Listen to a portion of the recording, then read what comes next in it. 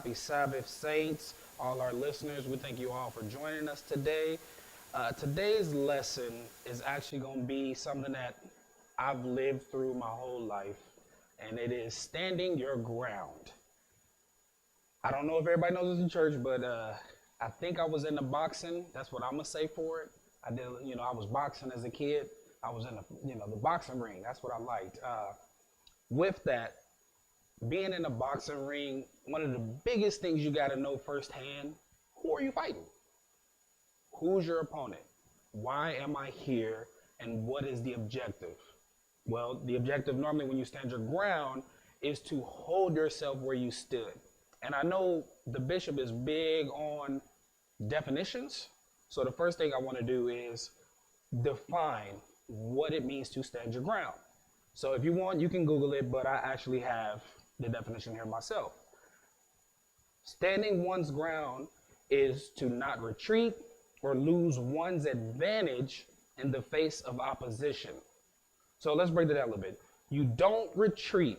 That literally means if you're standing in front of someone and there's an issue, you don't back down. You don't look away. You don't take yourself out of that equation. You don't lose your advantage. What it means when it says lose your advantage is if I had 2 inches away from you, I should not exceed going back 5 inches now. If I was 10 feet away from you, I shouldn't be going further back away. Your advantage is how far you've come. You should not any longer be losing that space or that game. So for example, in a boxing ring, a lot of people know Manny Pacquiao. They say he don't do nothing but go forward. He's going downhill at all times. And if you get him to go backwards, that alone is a feat itself.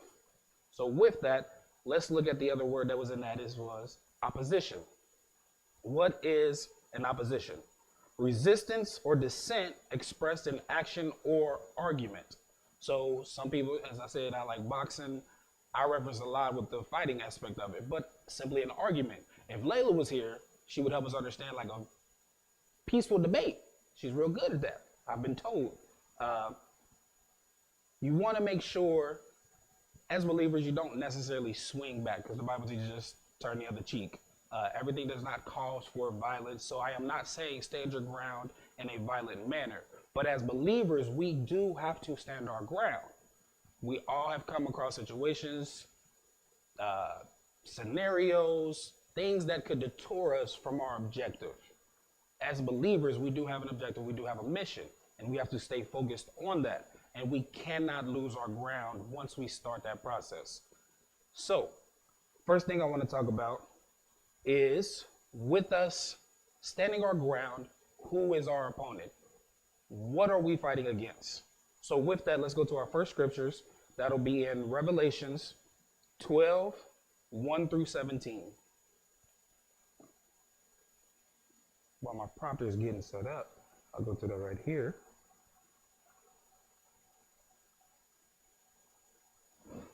And it says here, we'll actually skip for better time of time management, because the lesson there's a lot of scriptures and some of them do get lengthy. With this one, we'll skim through a little bit. It says, and there appeared a great wonder in heaven, a woman clothed with the sun and the moon under her feet, and upon her head a crown of 12 stars.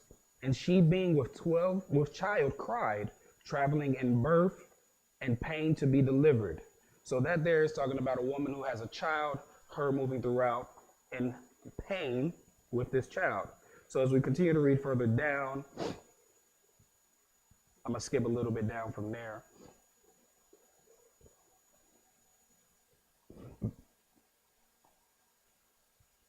We'll go straight down to the last verse. Again, just for time purposes, I'm going to read that last verse where it says, and the dragon was wroth with the woman, and went to make war with the remnant of her seed, which keep the commandments of God and have the testimony of Jesus Christ.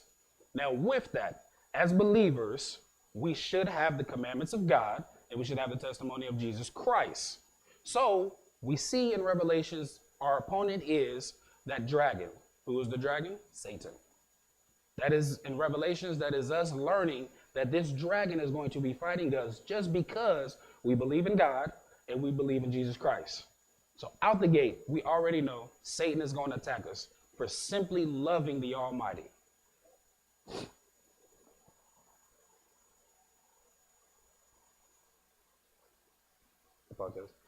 So as kids say, that would be our op. Satan is our op. He's our opposition. He is the one we are against. But is he our only opponent? That would be my question. Anyone got a guess? You say no? No, I would say no. I would offer no. Satan is not my only opponent. Okay. So with that, let's go to Galatians 5 and 16.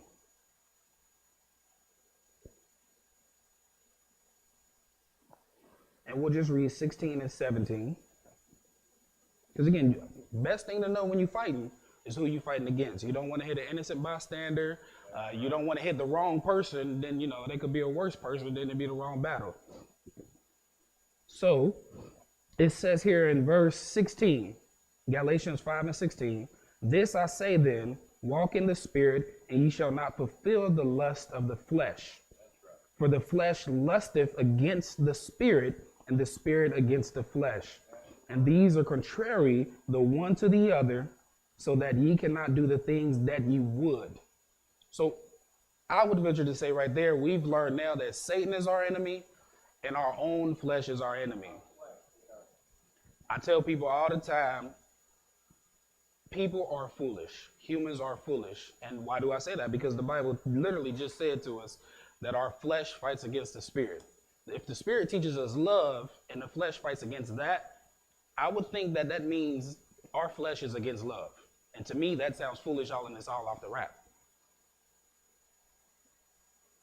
I know I've struggled. Before I came to church, it was a huge struggle for myself. Dealing with the world and the ways of it. Again, the Bible teaches us we are in the world, but we are not of the world. Jesus said he is not of this world, same as those who believe in him. Again, we are renewed through the Spirit. We're not renewed by continuing in sin. The scriptures always tell us when we are in sin, we need to turn away from sin to then get closer to the Almighty. So anytime we're looking to get closer to the Almighty, turning away from sin is immediately something you need to do. And with that, I would like to bring in, so we know our reason. Our goal is to keep the commandments of God, walk in the Spirit. So what is our opponent? Anything that despises or goes against that. So if you got a friend that says, hey, don't go to church, let's go to a picnic. If it ain't a church picnic, why you got to skip church for it? If it's a church picnic, people would debate that. But me personally, I'm going to the temple every time. Don't make the picnic during the time that the temple's supposed to be, we're supposed to be at the temple. That'd be my thought process. I personally, this week, I had my own opposition. There was a movie that came out yesterday. I watch anime, and I wanted to go to this movie. I was going to go, and I would leave when the sun set. As Sabbath keepers, once that sun sets, that's when the Sabbath begins. My plan was to go and literally just leave when the sun sets or before the sun sets so I can keep the Sabbath. The Almighty had other plans for that. Instead, my water heater broke. And now I have to deal with that. So I never made it to the movie. But again, I was telling my wife, as a believer, one of the biggest things that helps me walk in faith and keep my way and continue to stand my ground is anytime something is brought towards me and it doesn't sit well with me. That's an immediate sign that I probably shouldn't be doing this. A lot of people look at it like, oh, it's just a movie. Well, I haven't sat and watched a movie at home for the last 9 years since I've been keeping the Sabbath. I don't go out to other people's houses to watch movies.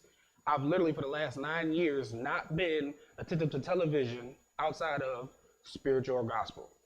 So when this was brought to me, it ruffled my feathers. And that was my sign. I might need to stand my ground on this one. I might not need to, just because this is a movie, because I really want to see the movie. It's a good movie. I heard it's phenomenal. And I had a lot of friends who were going. But again, my friends are there. Does that mean I have to be there? No.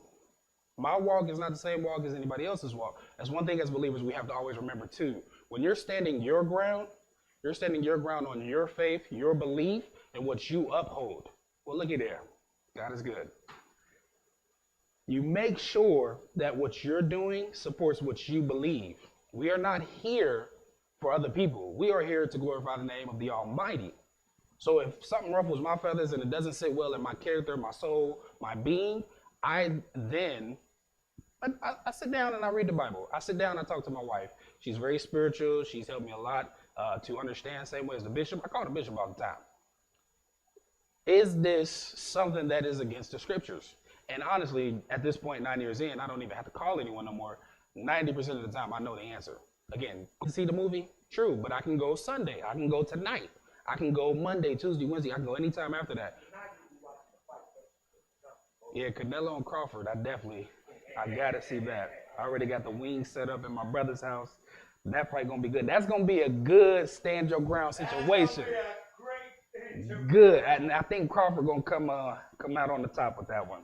I'm 90% positive of that. So in Galatians, we're learning that our flesh itself, our everyday life, is literally something that we have to stand our ground against.